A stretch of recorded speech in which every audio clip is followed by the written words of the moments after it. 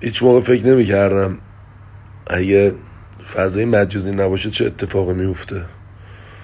به نظرم الان فهمیدم که آدم افسرده میشه، چون از علاقش وقتی دور بشه واقعا به جز اینکه شغل ما حساب میشه فضای مجازی، من تازه فهمیدم که علاقه شدیدی به فضای مجازی دارم، چون یک خانواده بزرگی دارم که اونم شمایید. خیلی مخلصم، دور سرتون بگردم. بعد 100 روز کم کم میخوام بیام مهمون نگاهتون بشم. البته اگه منو قبول کنین، دلم واسه همتون تنگ شده، حتی واسه اون آدمای مریضی که میام فوش میدن بی دلیل. یه سوال میخوام بکنم، فقط یه دونه، بقیه رو کاری ندارم. چون تا کی میخواد قیمت رو بره بالا؟ دلار، ماشین، سکه، تا کی؟ تو این چند سالی که خب کسب درآمدم از چند جای مختلف بود و قابل توجه بود، تو خدای بالا سرم تو هیچ صف دلار، زمانی که دلار رفت بالا، من وای نستادم. تو هیچ زد و بند خودرو یا مثلا چیزی نبود که من تو صفش وایسم. من به اون خدای بالا سرم تو این 4-5 ماهه یه دونه خودرو نخریدم.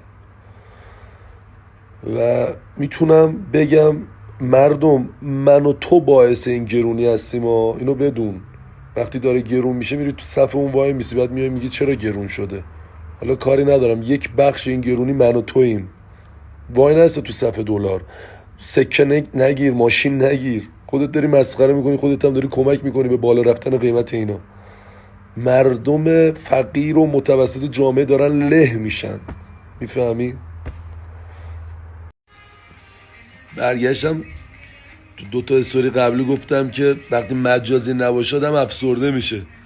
توضیح ندادم که من عاشقتون شدم اینه که شما رفیقای منین، دوستای منین، واسه همه اون پیش اومده. رفیقای خودمون شدن رفیقای مجازی بی معرفت، رفیقای خودمون، رفیقای واقعی خودمون شدن رفیقای مجازی بی معرفت.